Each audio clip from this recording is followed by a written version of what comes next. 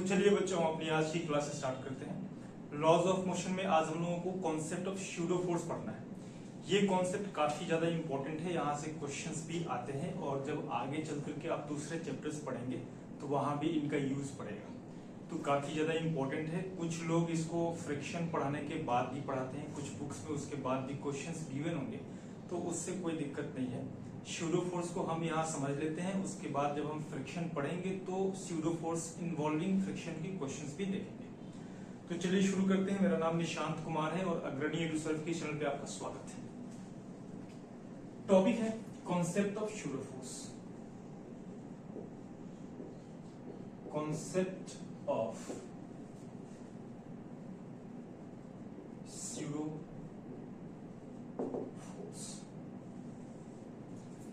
Pseudo force एक तरीके का झूठा फोर्स है जो एक्चुअल में एग्जिस्ट नहीं करता है और बस हम उसको फील कर सकते हैं। तो इसको समझेंगे हम।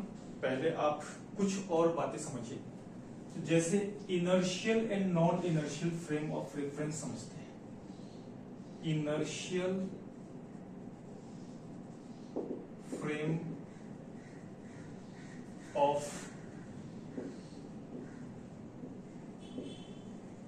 रेफरेंस।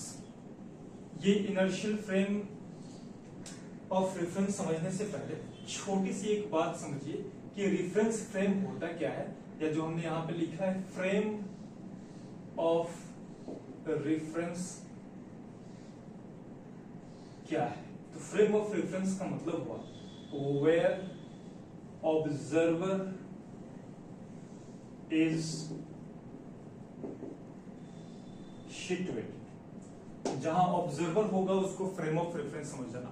फ्रेम ऑफ रेफरेंस काफी डीप चीज है, उसको अभी हम लोग 11th लेवल पे सिर्फ इतना समझेंगे कि ऑब्जर्वर कहाँ है, वो हो गया हमारे लिए frame of reference. Inertial frame of reference के बारे में पहली बात ये है कि ये होगा non accelerating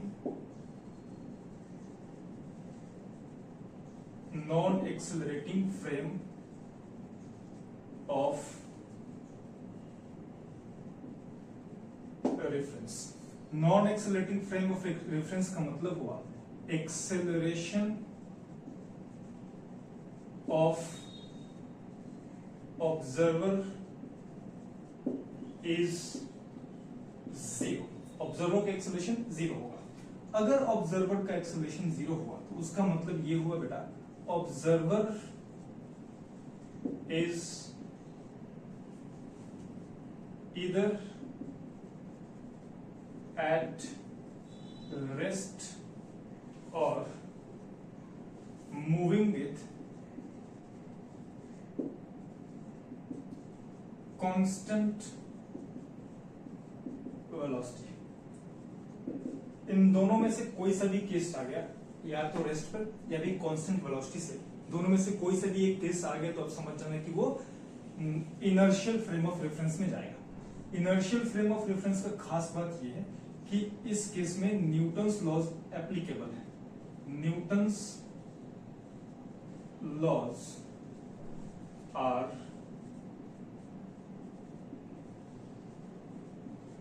applicable.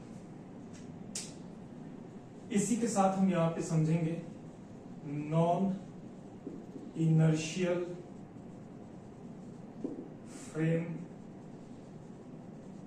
Of reference. Non inertial frame of reference में जस्ट इसके ऑपोजिट कर देना। एक्सेलरेटिंग फ्रेम, यहां पे non accelerating frame of reference है तो इस केस में आ जाएगा एक्सेलरेटिंग फ्रेम ऑफ रेफरेंस। यहां पे है acceleration of observer is zero, यहां हो जाएगा acceleration of observer is non zero। और एक बात ध्यान रखना, नॉन जीरो का मतलब आप समझिए ऑब्जर्वर इज एक्सेलरेटेड हो गया, नॉन जीरो नहीं होगा, उसका एक्सेलरेशन होगा, वो कांस्टेंट वेलोसिटी से मूव नहीं करेगा, रेस्ट पर भी नहीं रहेगा। तो अगर ऐसा केस है तो Newton's laws are not applicable. Newton's laws are not applicable. इस केस में न्यूटन्स लॉज आर एप्लीकेबल, इस केस में Newton's laws are not applicable. तो अब न्यूटन्स लॉ एप्लीकेबल नहीं हुआ, तो न्यूटन्स लॉ को ही अप्लाई करने के लिए हम concept of pseudo force use करते हैं। तो यहां पे लिखेंगे concept of pseudo force is used to apply Newton's laws in non-inertial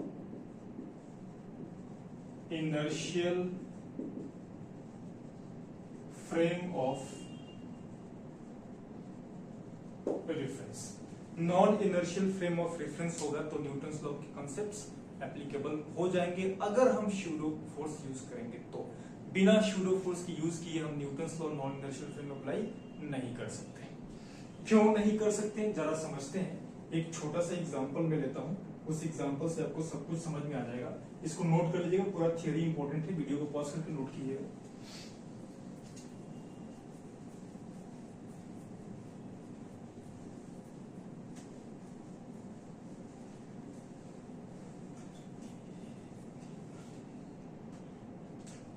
मान लो बेटा केस कुछ ऐसा है,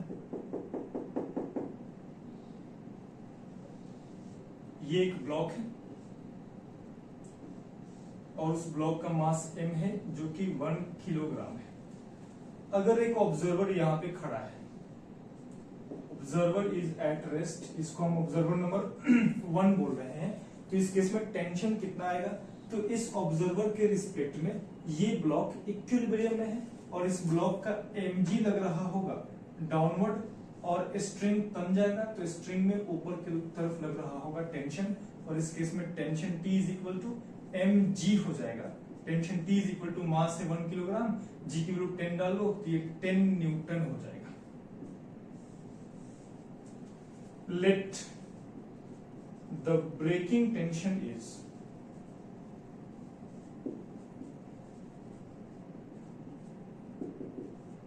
12 न्यूटन। अगर 12 न्यूटन से ज्यादा इस पे टेंशन लगा कि ये स्ट्रिंग ब्रेक हो जाएगा और ब्लॉक गिर जाएगा, तो 12 न्यूटन से ज्यादा नहीं करना है, 10 न्यूटन ठीक है चलेगा। अब मान लो यहाँ पे एक बड़ी सी बिल्डिंग है और इस बड़ी सी बिल्डिंग से एक बच्चा छलांग लगाता है नीचे, acceleration a is equal to g से। अब क्या होगा, तो जब कोई भी ऑब्जेक्ट एक्सेलरेटेड होता है ना, तो वो ऑब्जेक्ट अपने आप को रेस्ट पर मानता है और उसको ऐसा फील होता है कि पूरी दुनिया मूव कर रही है।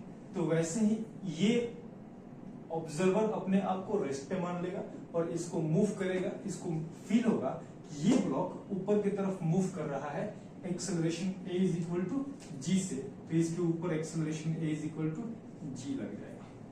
इसको ऐसा लगेगा कि ये मूव कर रहा है a is equal to g से।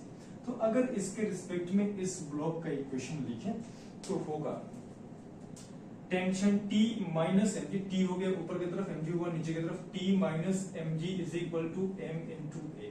तो tension T is equal to mg plus ma हुआ, तो tension T is equal to mg कितना बेटा, mg की वैल्यू 10 न्यूटन निकला हुआ है, तो ये 10 हो गया और प्लस m इंटू a, मास कितना है 1 और एक्सेलरेशन कितना है, इस ऑब्जर्वर का एक्सेलरेशन g के बराबर है, तो इसको फील होगा कि मैं रेस्ट पे हूं और ये ब्लॉक ऊपर की तरफ g एक्सेलरेशन से मूव कर रहा होगा। तो यहाँ पे g की वैल्यू 10 आ गया, यानी कि tension T is equal to 20 Newton.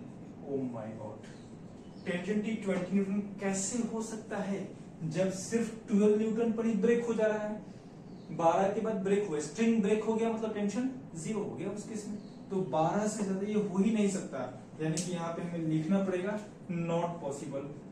अब ये नॉट पॉसिबल का केस आ गया, तो नॉट पॉसिबल हो गया तो निकल कैसे गया भाई, हमने जो थ्योरी लगाया तो ठीक है, T minus M G is equal to M A लिख दिया मैंने, तो T is equal to M G plus M A हुआ 20 न्यूटन मैग्नेट। तो ये नॉट पॉसिबल इसलिए होगा बिकॉज आपने न्यूटन्स लॉ लगा दिया है, कब? जब ऑब्जर्वर एक्सेलरेटेड है, और न्यूटन्स लॉ उस केस में अप्लीकेबल है ही नहीं। यहां पे लिखना पड़ेगा Newton's laws are not applicable. तो जब न्यूटन्स लॉ एप्लीकेबल ही नहीं है तो आपने T minus M G equal to M L लिख कैसे दिया, न्यूटन्स लॉ लगा कैसे दिया? यही फंडामेंटल इस केस में समझने के लिए कि जब ऑब्जर्वर एक्सेलरेटेड है तो इस तरीके से नहीं यूज करेंगे हम लोग, और कॉन्सेप्ट ऑफ स्यूडो फोर्स लगाएंगे। तो चलिए हम देखते हैं कॉन्सेप्ट ऑफ स्यूडो फोर्स की स्यूडो फोर्स है क्या, आता कहां से है। तो यहां पे हम लिखेंगे pseudo force.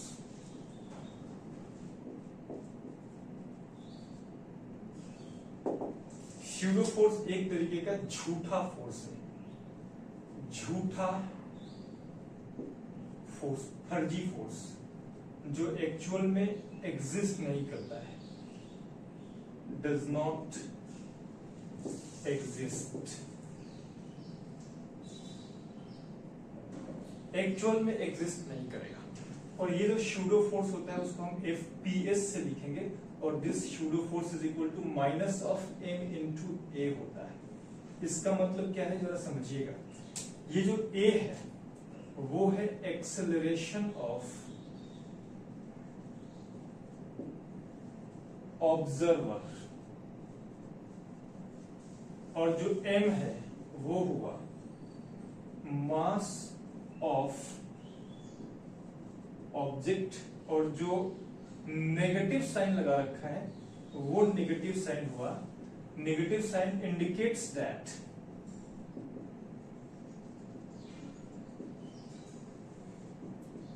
The pseudo force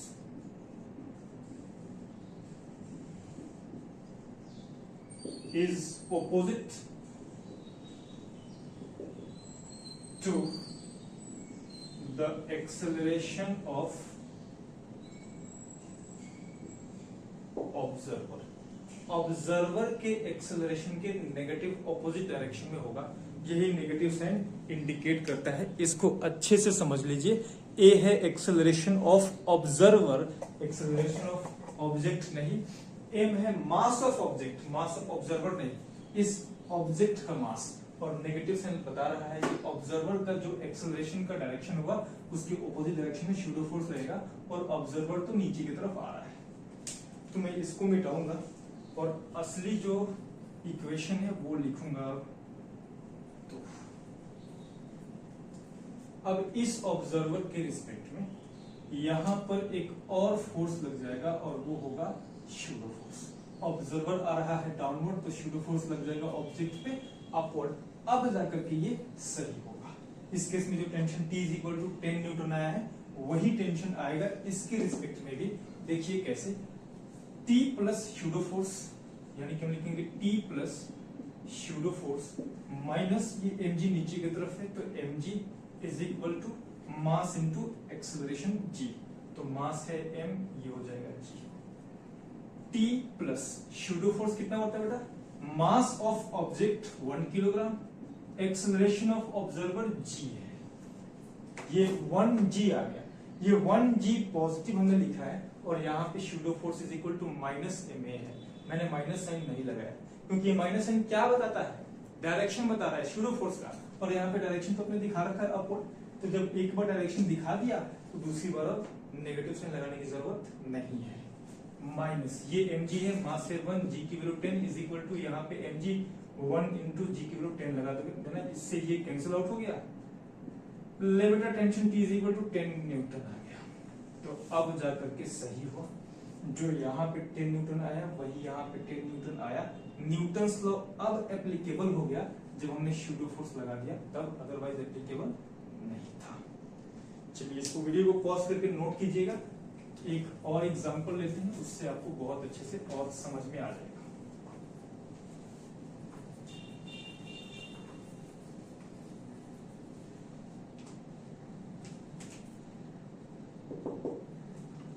ये एक लिफ्ट है,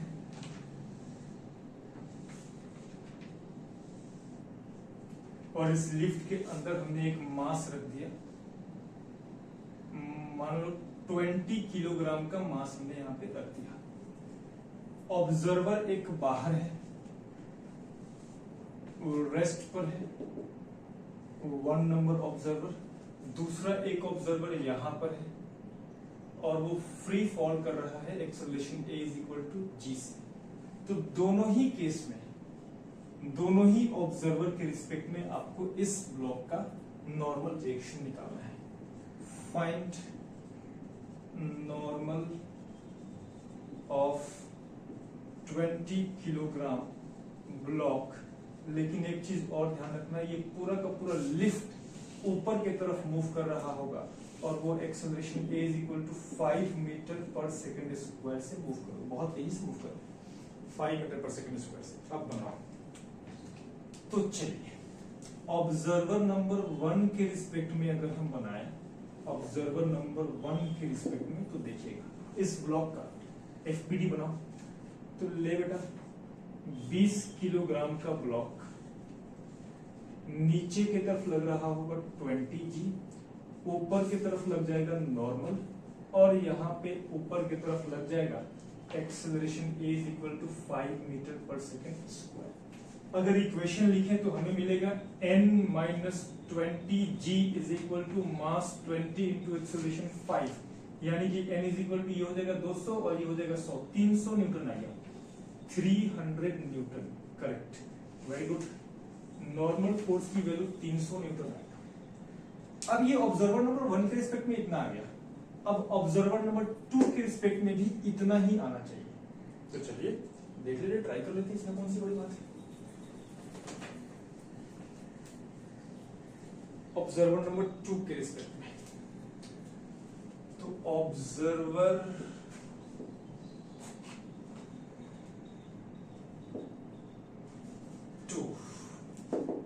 इस ऑब्जर्वर के रिस्पेक्ट में इस ब्लॉक का एफबीडी पहले बनाओ। ये रहा बेटा 20 किलोग्राम का ब्लॉक, 20 किलोग्राम, बेटा नीचे की तरफ लग रहा होगा 20 जी, ऊपर की तरफ लग रहा होगा नॉर्मल रिएक्शन। ये ऑब्जर्वर डाउनवर्ड मूव कर रहा है, तो यहाँ पे एक स्यूडो फोर्स लग जाएगा अपवर्ड डायरेक्शन में। अब स्यूडो फोर्स आएगा इस केस में, इसके केस में मैंने स्यूडो फोर्स इसलिए नहीं यूज किया था क्योंकि ये है रेस्ट के ऊपर ही, ना चल रहा है ना एक्सेलरेटेड है, और ये ऑब्जर्वर रेस्ट पे नहीं है, एक्सेलरेटेड है। तो नॉन इनर्शियल फ्रेम आएगा और स्यूडो फोर्स लगाएंगे और इसका एक्सेलरेशन ए लग गया ऊपर की तरफ। अब इक्वेशन लिखेंगे इसका, तो हमें मिलेगा normal plus pseudo force minus 20 g is equal to mass 20 into acceleration a. ये लिखने तो आपको आता है, स्यूडो फोर्स लग गया, आपने लिख दिया। इस ए के जगह पे थोड़ा सा दिमाग लगाना पड़ेगा आपको। ये ऑब्जर्वर अपने आप को रेस्ट पर मानेगा, ये ऑब्जर्वर रेस्ट में है, तो इसको फील होगा कि ये लिफ्ट इस ब्लॉक के साथ 10 और 5 15 मीटर पर सेकंड स्क्वायर से मूव कर रही है। जब ये रेस्ट पे मान लिया तो इसको यही फील होगा कि इसका एक्सेलरेशन पलट करके यहाँ पे लगे, रिलेटिव मोशन अपने पढ़ा हुआ है तो समझ गए होंगे इतना कि इसका एक्सेलरेशन 0 हुआ, ये एक्सेलरेशन पलट करके यहाँ पे लग जाएगा और 10 जी की 10 मान लिया, 10 और 5 15 से ये ऊपर जा रहा होगा। तो इस ब्लॉक का जो एक्सेलरेशन ए है उसके जगह पे हम 15 लिख सकते हैं। Normal force plus pseudo force कितना होता है, मास ऑफ ऑब्जेक्ट कितना बेटा 20 इंटू एक्सेलरेशन ऑफ ऑब्जर्वर कितना बेटा जी, जी की वैल्यू 10 हो गया, माइनस ये हो गया 20 इंटू जी की वैल्यू 10 इज इक्वल टू ये कितना होता है 300, 300। इससे ये कैंसिल आउट हो गया और देखना बेटा नॉर्मल की वैल्यू 300 न्यूटन आ गया। आई होप आपको समझ में आ गया होगा। जब ऑब्जर्वर एक्सेलरेटेड होगा तो नॉन इनर्शियल फ्रेम होगा और इस तरीके से सॉल्व करना है। इसी क्वेश्चन में थोड़ा सा ट्विस्ट कर देते हैं, इस ऑब्जर्वर को यहां से हटाएंगे और इस ऑब्जर्वर को उठा करके यहां पे रख दो। ये लो बेटा 2 नंबर ऑब्जर्वर और यहां आ गया। अब इसके रिस्पेक्ट में सॉल्व करना है, तो केस नंबर 1 ये हो गया, केस नंबर 2 ये हो गया। और इसके रिस्पेक्ट में सॉल्व करेंगे। कहां सॉल्व करूं? नीचे करूंगा यहाँ पे। तो अब इस ऑब्जर्वर के लिए देखेंगे हम इस ब्लॉक का फ्री बॉडी डायग्राम बनाएंगे। तो ब्लॉक का फ्री बॉडी डायग्राम ऐसे 20 किलोग्राम का ब्लॉक है, नीचे लग रहा होगा 20 जी, ऊपर लग रहा होगा नॉर्मल। अब की बार देखना बेटा, acceleration of observer is upward, तो इस ऑब्जेक्ट पर शूडो फोर्स किस तरफ लगेगा? डाउनवर्ड डायरेक्शन में। तो शूडो फोर्स आ जाएगा नीचे की तरफ FPS। और बेटा जब लिफ्ट ऊपर की तरफ मूव करती है तो आपको नीचे की तरफ फोर्स वेट गेन फील होता है, ऐसा लगता है कि फोर्स लग गया, झूठा सा फोर्स लग गया। वही झूठा फोर्स, फर्जी फोर्स शूडो फोर्स है। और पूरा का पूरा ब्लॉक किस तरफ मूव कर रहा है? ऊपर की तरफ। ये ले बेटा ऊपर की तरफ acceleration A is equal to 5 metre per second square. Equation लिखेंगे n-20 g minus pseudo force is equal to mass into acceleration.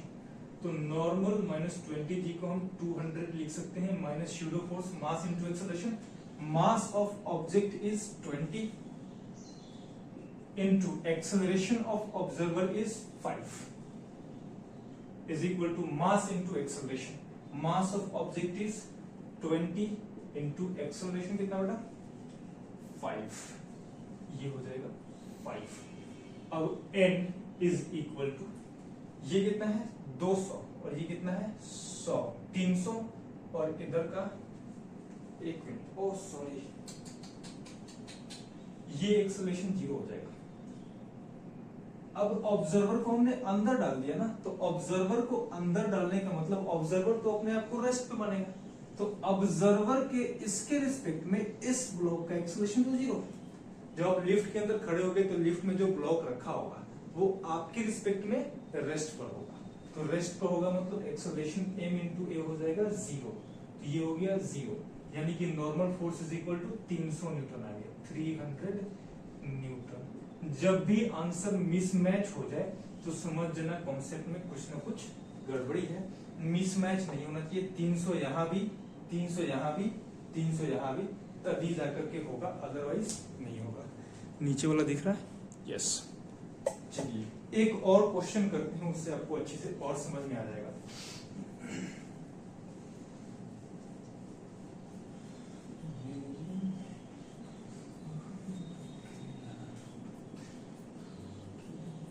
हमारे साथ आप समझते हुए चलिए, नोट करते हुए चलिए, बिना नोट बनाए कुछ नहीं होगा। आप समझ तो जाएंगे लेकिन बाद में चल करके भूल जाएंगे। अपना नोट्स बनाना काफी इंपॉर्टेंट है। ये रहा एक इंक्लाइन प्लेन,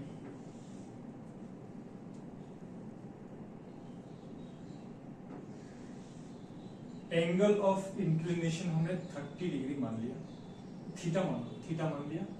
इसके ऊपर हमने एक ब्लॉक रख दिया m मास का, इस वेज का मास कैपिटल M मान लिया और पूरे सिस्टम को राइटवर्ड लेफ्टवर्ड एक्सेलरेट कर दिए a एक्सेलरेशन से। यहां पे हमने friction mu is equal to 0 कर दिया। क्वेश्चन है फाइंड a सच दैट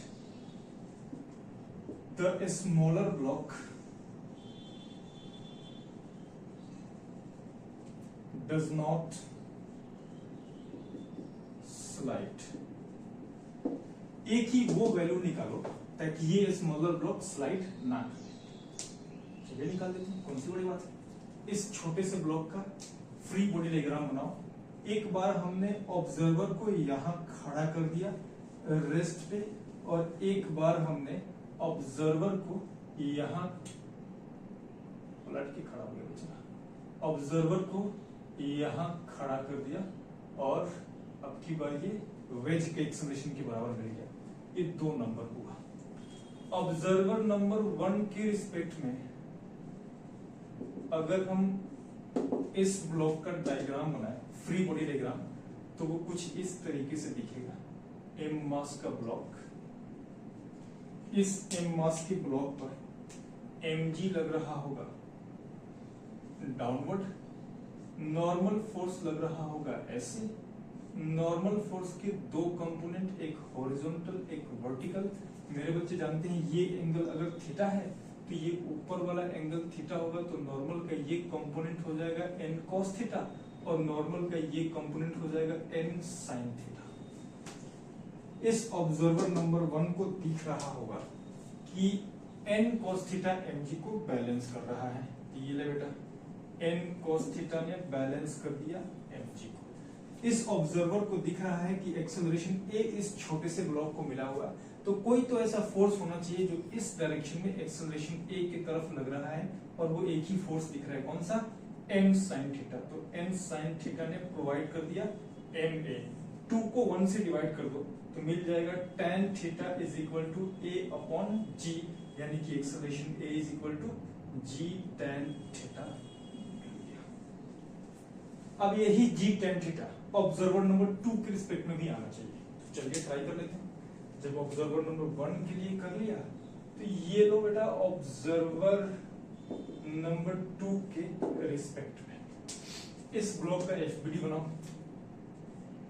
ये रहा छोटा सा प्यारा सा नन्हा सा ब्लॉक। इस छोटे से ब्लॉक का छोटा सा mg लग रहा होगा डाउनवर्ड। इस छोटे से ब्लॉक पर नॉर्मल रिएक्शन लग जाएगा ऐसे।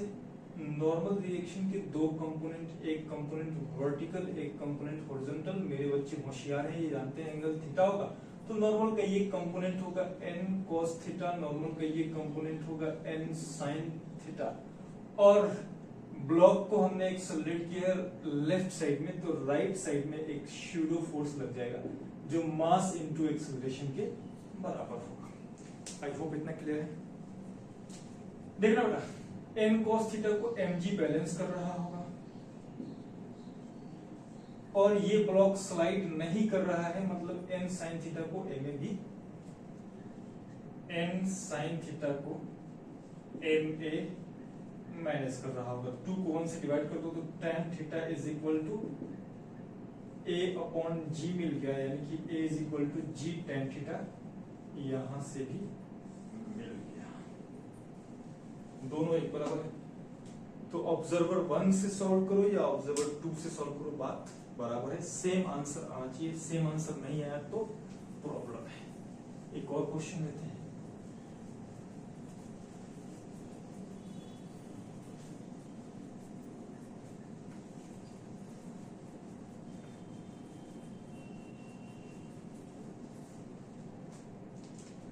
मान लो एक कार है, वही कार जिस पे तुम चढ़ना चाहते हो, BMW, मर्सिडीज। नहीं सर, मैं तो ऑल्टो पे चढ़ूंगा। ये ले तुम्हारा ऑल्टो। वर्टिकल से ये एंगल थीटा बना रहा है, ये m मास का ब्लॉक है और ये स्ट्रिंग से जुड़ा हुआ है। हमने इस छोटी सी कार को छोटा सा एक्सेलरेशन प्रोवाइड कर दिया, तो आपको पता करना है थीटा कितना होना चाहिए ताकि इक्विलिब्रियम में रहे। Find theta. अगर ये ब्लॉक इक्विलिब्रियम में है तो ये थीटा बताना है। चलिए दो केस बना लेंगे। एक बार ऑब्जर्वर को बाहर खड़ा कर दिया, ये हो गया रेस्ट पे। दूसरी बार ऑब्जर्वर को यहां बैठा दिया मैंने, ये बैठ गया ऑब्जर्वर।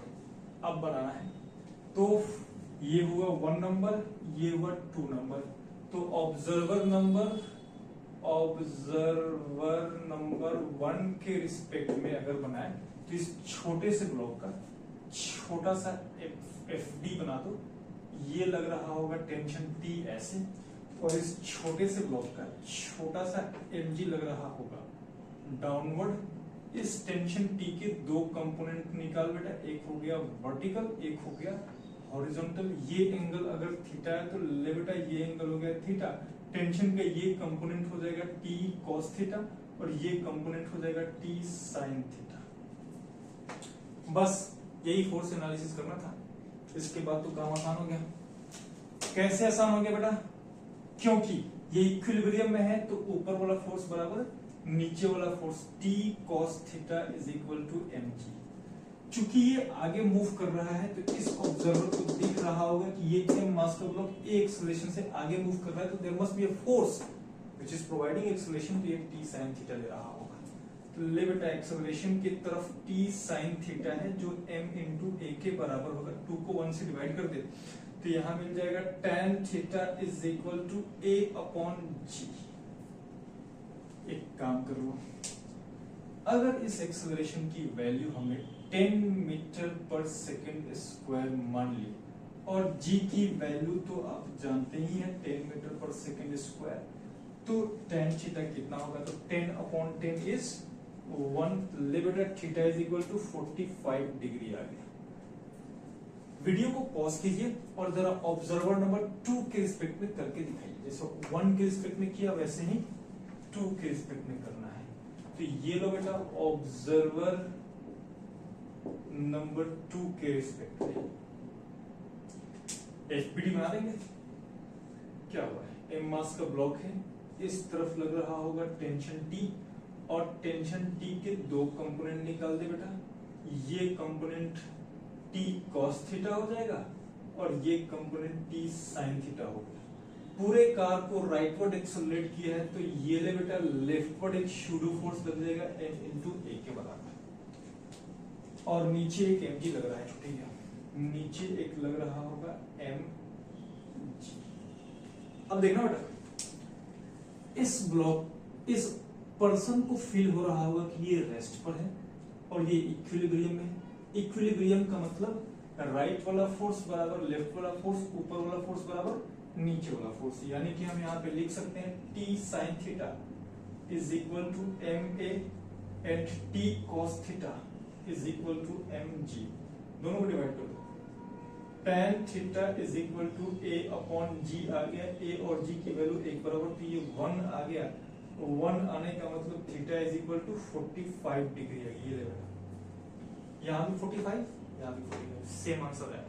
दोनों ही केसेस में आंसर सेम होना चाहिए। कभी अगर ऐसा आपको फील हो कि पता नहीं जो मैंने बनाया है वो सही है कि गलत है, तो अगर आपने इनर्शियल फ्रेम से बनाया तो नॉन इनर्शियल फ्रेम से निकाल दो, आंसर सेम आया तो ठीक है, अदरवाइज गड़बड़ है। चलिए एक बढ़िया सा क्वेश्चन लेते हैं ताकि आपको बहुत अच्छी से समझ में आ जाए। एक टॉप लेवल का, टॉप का मतलब एचसी वर्मा का क्वेश्चन है, थोड़ा बढ़िया है, थोड़ा कैलकुलेशन भी है उसमें, उसको लेकर देखते हैं। ये एक ट्रायंगुलर ब्लॉक है,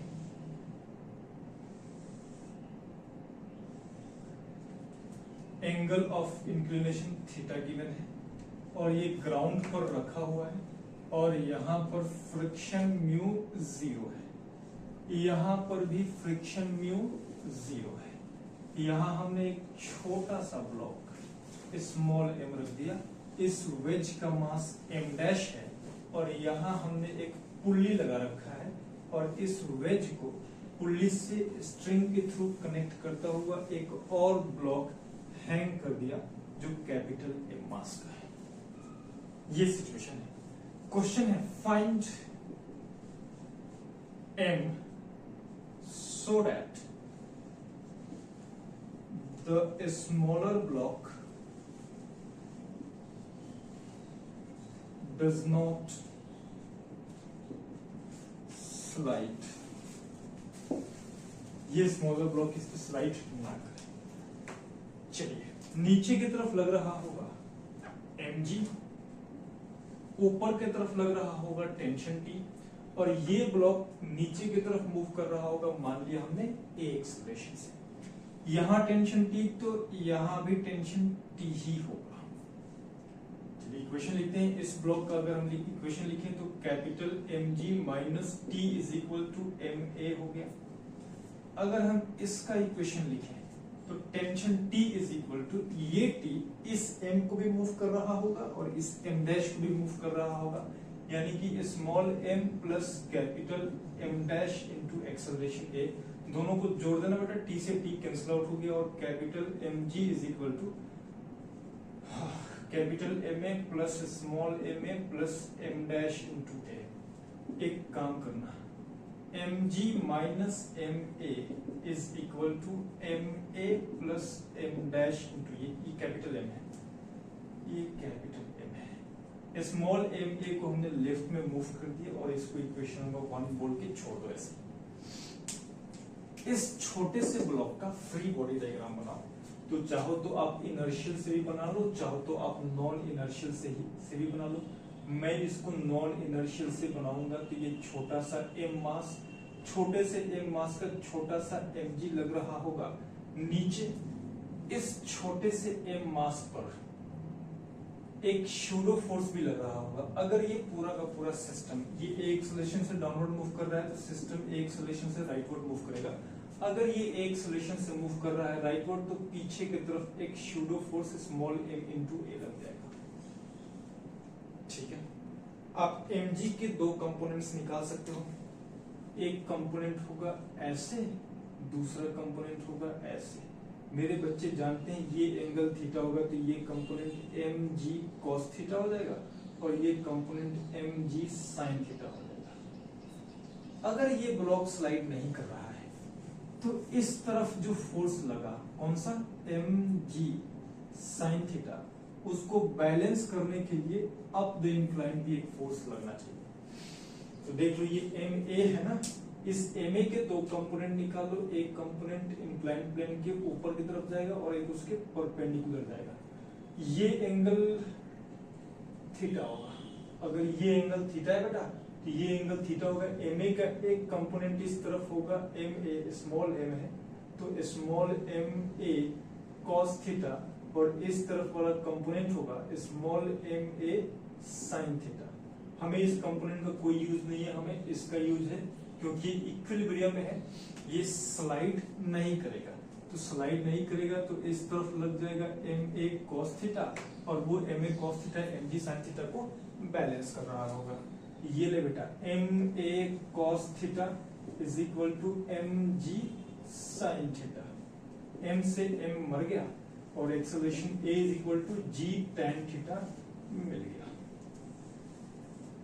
नाउ अब यहां पे पुट कर दो, we have mg minus small mg tan theta is equal to ma। So हमें मिल जाएगा ma a की जगह पे g tan theta, mg tan theta plus m dash g tan theta.